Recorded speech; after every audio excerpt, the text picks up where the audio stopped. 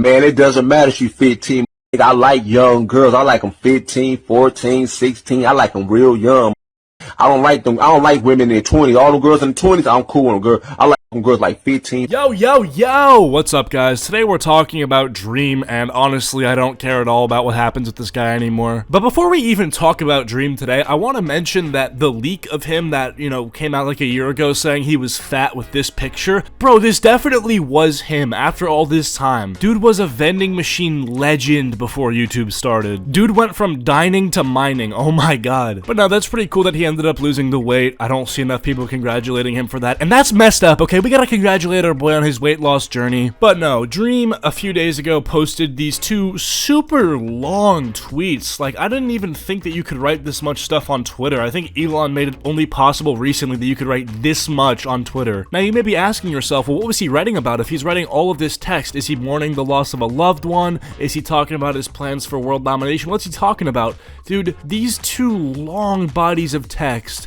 are just him coping about how Quackity, another YouTuber, wasn't responding to his texts. Both Dream and Quackity, as you know, play Minecraft, okay? And Dream has Minecraft servers where he plays on to record or stream content on. Now, Quackity has also been doing this recently, starting his own Minecraft server called the QSMP. Now, Dream tried to reach out to Quackity because he wanted to collaborate with him on something for their servers. After not getting any responses, Dream decided to reach out to Quackity's friends and say, hey, is Quackity responding to your messages? And from what Dream is saying, it turns out they also weren't getting responses from Quackity too. Now, I'll say that it probably does suck for somebody like Dream to reach out to Quackity and not get any responses, especially if you're working on a collaborative effort to do a server or something like that, because those things take a lot of work. But bro, getting ghosted should not lead to you writing the John Wick 5 script on your Twitter. Bro, Dream, you gotta take a deep breath and then take a chill pill and realize it's all gonna be fine. Like, if you actually look at some of the individual sentences that Dream wrote on these tweets, they're just insane. Dream wrote about how people were stalking his family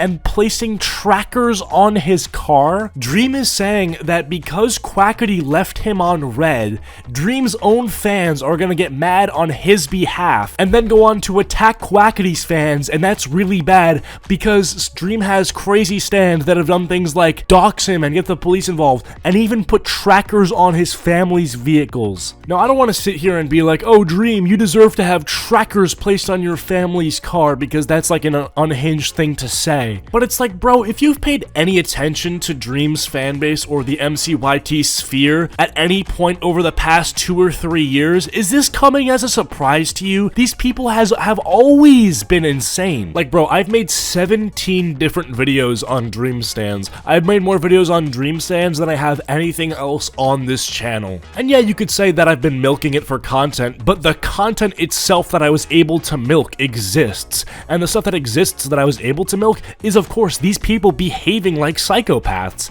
These people behaving just like a bunch of freaking weirdos. Do you guys remember the Dream sexual girl from 2 years ago? First off, a lot of people like to say that it isn't a real thing, but I firmly believe that identity is whatever you want it to be. And I personally define my own being Dream sexual as I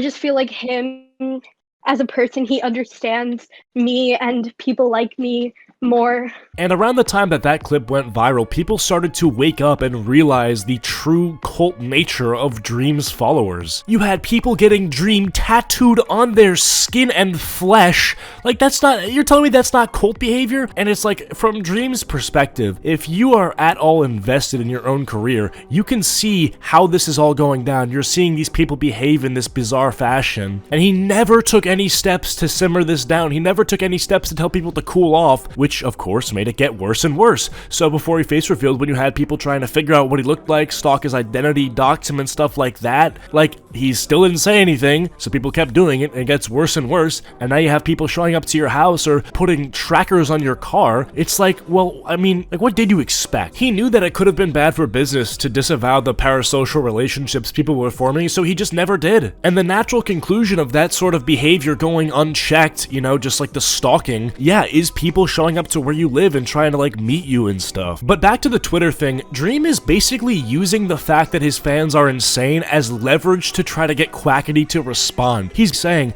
hey Quackity, if you're reading this, you should know that my fans are mentally unhinged, so you may want to respond to my text, and if you don't, my fans are going to get really upset on my behalf, and they may start doxing your fans, they may try to dox you, and it's going to get real ugly if you don't respond. I've seen the community split against each other and have tons of hate build around this and the speculations of people's motives and friendships and so on, and it's really harmful to the community as a whole. I've seen more threats, doxing, fights, and slander and hate between fan bases that I've seen in a very long time. I personally have experienced an elevated level of real life threats and stalkers, and even had the police involved in somebody showing up at my house and putting a tracker on my family's vehicles. Surrounding this drama for the first time since pre-face reveal. That's really why I feel like I have to say something about it.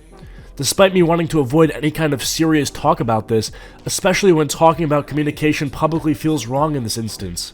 I never like to air out anything that feels or is private, but I feel like in this case it's really important for my fan base to be aware of my intentions, motives, and thought processes, and how we got to where we are. I've always been a content creator that's very open with my fan base about everything going on in my life, and this is a massive thing right now for my friends and me, and is something an outsider might really not understand, so I feel like clarity is important. Dude, this MF Dream, he talks about internet drama like it's some sort of World War II mid-war strategy or something, you know? The way that he talks about Quackity not responding to a text that he was sent on Twitter, it's like the reaction that the entire world had at the assassination of Archduke Franz Ferdinand. You know, it's like, dude, you cannot be that serious about how emotionally betrayed you feel. Like, I understand that Quackity was your little pen pal and you liked farming millions of dollars streaming Minecraft with him, but Dream, I think it's time for you to boss up a little bit, you know, kind of like put on some pants and make your own money moves. You don't need this guy. Realistically, you don't. I'm sorry to say that, but you have 30 million subscribers.